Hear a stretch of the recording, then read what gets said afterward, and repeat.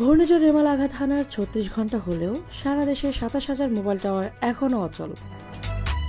অপারেটররা বলেছেন, বিদ্যুৎ ও জেনারেটর দিয়ে গতকাল সোমবার থেকে আজ সকাল পর্যন্ত সচল হয়েছে মাত্র ৩,০০০ টাওয়ার। তবে বিকেল নাগাদ দুর্গত এলাকায় পরিস্থিতি স্বাভাবিক হতে পারে। মোবাইলের নেটওয়ার্ক না থাকায় যোগাযোগ বিচ্ছিন্ন হয়ে চরম ভোগান্তিতে পড়েছেন গ্রাহকরা।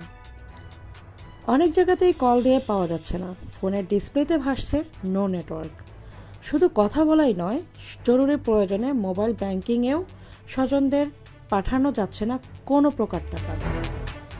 ঘূর্ণিঝড় রেমাল আঘাত হানার পর সোমবার ২৭ মে সারা দেশে বিদ্যুৎ বিচ্ছিন্ন হয়ে ২৬,০০০-এর বেশি মোবাইল টাওয়ার অচল হয়ে পড়ায় গ্রাহকদের ভোগান্তি চরম পর্যায়ে। তারা জানান, মোবাইলের নেটওয়ার্ক না থাকার কারণে কারো সঙ্গে কথা বলা যাচ্ছে না, আর্থিক লেনদেনও ব্যাহত হচ্ছে। তবে পরিস্থিতির তেমন কোনো উন্নতি নেই। অপারেটররা বলেছে, বর্তমানে ৩০,০০০ টাওয়ারে নেই কোনো বিদ্যুৎ সংযোগ, যদিও জেনারেটর দিয়ে এর মধ্যে সচল করা হয়েছে ৩,০০০ টাওয়ার। সাবিনা আখি, সিএইচএন বাংলা নিউজ।